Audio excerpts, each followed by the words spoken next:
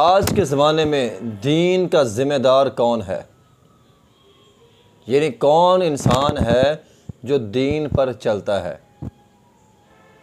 आम अवामुन नास तो ये समझती है कि दीन का ठेका तो मौलवियों ने ले रखा है।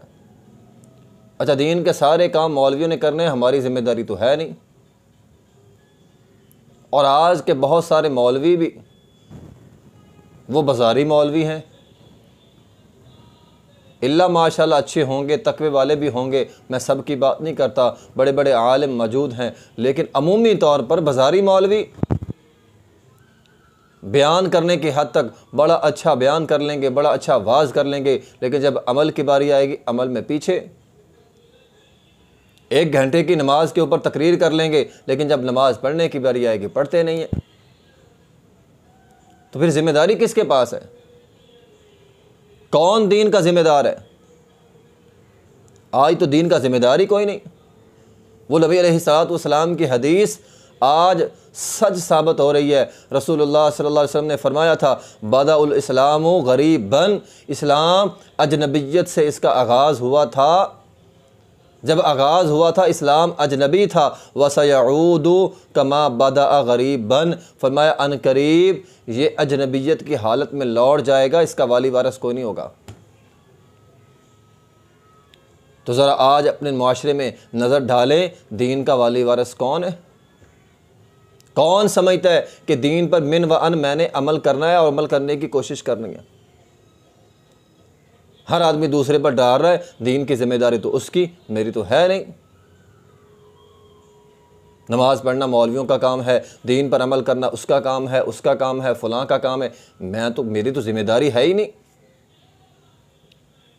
तो सही मानों में इस वक्त मुआशरे में दीन की जिम्मेदारी लेने के लिए कोई तैयार ही नहीं है।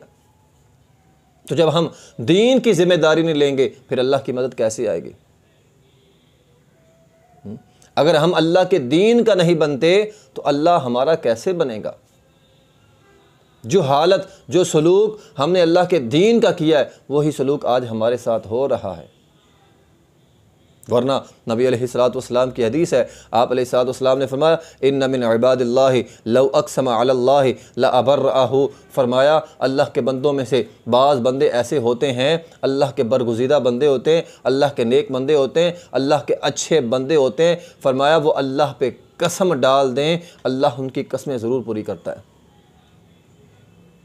इस हदीस का एक पस मंज़र है, नबी अलैहिस्सलातु वस्सलाम के ज़माने में अनस बिन नज़र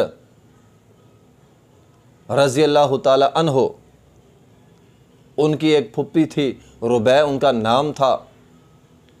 उन्होंने एक बच्ची को मारा जिससे उस बच्ची के दांत टूट गए। अब उस बच्ची के वरसा आए, उस बच्ची के वरसा ने आकर कहा, हम तो किसास लेंगे। है रुबै के जो वारिस थे, घर वाले थे, उन्होंने माफ़ी मांगी, माफ़ी कबूल नहीं की गई। उन्होंने कहा हम किसास देते हैं, हम जो है वो दियत देते हैं, दियत भी नहीं ली गई। उन्होंने मुतालबा किया हमने तो किसास लेना है। मामला नबी अलैहिस्सलातु वस्सलाम के पास पहुंच गया। नबी अलैहिस्सलातु वस्सलाम ने फरमाया ठीक है, नबी अल्लाह ताला तो अमरा रसूलुल्लाह सल्लल्लाहु अलैहि वसल्लम बिल किसास, नबी अलैहिस्सलातु वस्सलाम ने किसास का हुक्म दिया। फरमाया ठीक है, अल्लाह का हुक्म है, किसास होगा। किसास में रुबै के दांत तोड़े जाएंगे। अनस बिन नज़र रज़ी अल्लाह ताला अन्हो सहाबी रसूल थे, पास खड़े थे, कहने लगे अल्लाह की कसम, अल्लाह की कसम, रुबै के दांत नहीं तोड़े जाएंगे।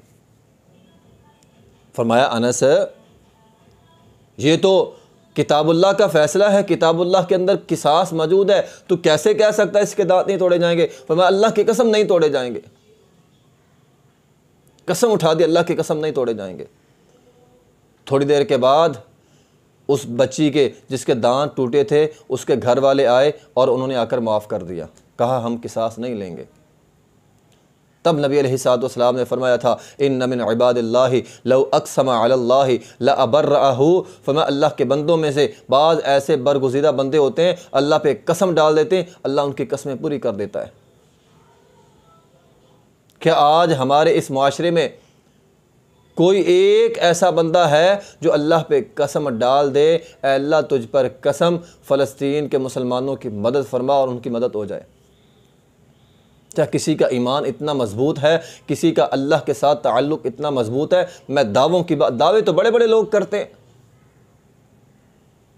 हम तो ये भी करते हैं, हम वो भी करते हैं, बड़े बड़े लोगों ने बड़े बड़े दावे किए। दावों की बात नहीं है, अमली तौर पर किसी का अल्लाह के साथ इतना ताल्लुक़ मजबूत है? लोग कहते हैं जनाब हमारे पास मार्फत है, हमारे पास फलां है, हम जो कह दें वो हो जाता है। ये सारे दावे हैं। असल में किसी का ताल्लुक़ अल्लाह के साथ इतना मजबूत हो कि वो अल्लाह पे कसम डाल दे, अल्लाह उसकी कसम की लाज रख ले। क्या हमारे पास कोई ऐसा इंसान है? मेरा नहीं ख्याल कोई ऐसा होगा। तो हमारा ईमान का लेवल इतना कमज़ोर हो चुका है, इतना कमज़ोर है हमारा ईमान।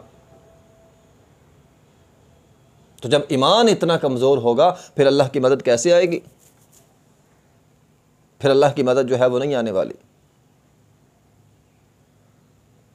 हमारा चूँकि अल्लाह के साथ ताल्लुक़ ही मजबूत नहीं है, तो जब ईमान नहीं होगा फिर अल्लाह की रहमत भी नहीं होगी। इसलिए कोशिश करें अपने ईमान को मजबूत करने की। व आखिर दावाना अल्हम्दुलिल्लाहि रब्बिल आलमीन।